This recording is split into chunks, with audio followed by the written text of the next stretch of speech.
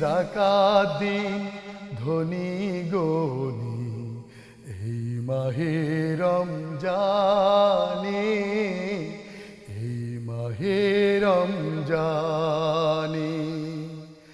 আসসালামু আলাইকুম ওয়া রাহমাতুল্লাহি ওয়া বারাকাতুহু। বিসমিল্লাহি ওয়াল হামদুলিল্লাহি ওয়াসসালাতু ওয়াসসালামু আলা রাসূলিল্লাহ ওয়া আলা আলিহি ওয়া আসহাবিহি ওয়া মান ওয়ালা ওয়া বা'দ। ফাকাদ ক্বালা আল্লাহু তাআলা ফিত তানজিলিল আজিজ ওয়া ফুরকানিহিল কাদীম। আউযু বিল্লাহি মিনাশ শাইতানির রাজীম। বিসমিল্লাহির রহমানির রহিম। ওয়া মা খালাকতুল জিন্না ওয়াল ইনসা ইল্লা লিয়াবুদুন। সাদাকাল্লাহুল আযীম। সুপ্রিয় দর্শক শ্রোতা, আমরা আজ আলোচনা করব জাকাত সম্পর্কে, অর্থাৎ জাকাতের ফজিলত।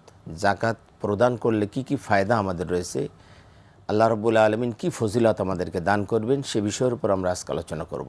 আমাদেরকে একটা কথা সবসময় মনে রাখতে হবে যে আল্লাহ রাব্বুল আলামিন আমাদেরকে সৃষ্টি করেছেন শুধুমাত্র তার ইবাদতের জন্য। যেমন তিনি বলেছেন, ওমা খালাকতুল জিন্না ওয়াল ইনসা ইল্লা লিয়াবুদুন, আমি মানব এবং জিন জাতিকে সৃষ্টি করেছি শুধুমাত্র আমার ইবাদতের জন্য। ইবাদত হলো দাসত্ব, গোলামি। আল্লাহ রাব্বুল আলামিন আমাদেরকে যখন যেখানে যে অর্ডার করেছেন তখন সেটাকে ফলো করা, এটাই হলো গোলামি, এটাই হলো দাসত্ব।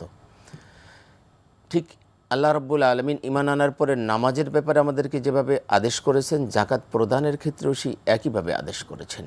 আল্লাহ পাক বারবার বলেছেন, ওয়া আকিমুস সালাতা ওয়া আতুজ যাকাত, যে তোমরা নামাজ প্রতিষ্ঠা করো এবং জাকাত প্রদান করো। এজন্য জাকাত প্রদানের মাধ্যমে আল্লাহ রাব্বুল আলামিনের আদেশ পালন হবে এবং আল্লাহ রাব্বুল আলামিনের নৈকট্য লাভে আমরা অগ্রগামী ভূমিকা পালন করতে পারবো। আল্লাহ রাব্বুল আলামিন আমাদের উপর জাকাত ফরজ করেছেন সকলের উপরে নয়, শুধুমাত্র ধনীদের উপরে।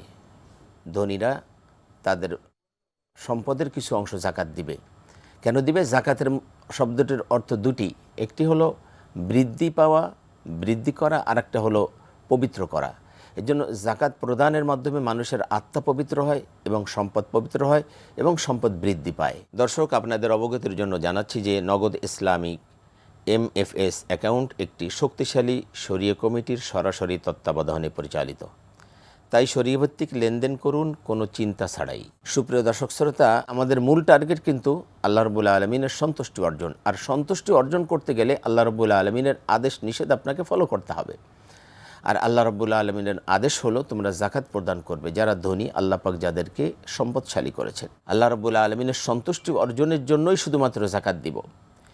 এক্ষেত্রে আমাদের নিয়তটাকে পরিশুদ্ধ করতে হবে, যে লৌকিকতা যেন না আসে, মানুষকে দেখানোর উদ্দেশ্য যেন আমরা জাকাত না দিই, বরং আল্লাহ রাব্বুল আলামিনের সন্তুষ্টি অর্জনের জন্য আমরা এই জাকাত প্রদান করব, সে বিষয়টাও আপনাকে আমাকে নিশ্চিত করতে হবে। তা না হলে কিন্তু লাভ হবে না, বরং ক্ষতিই হবে।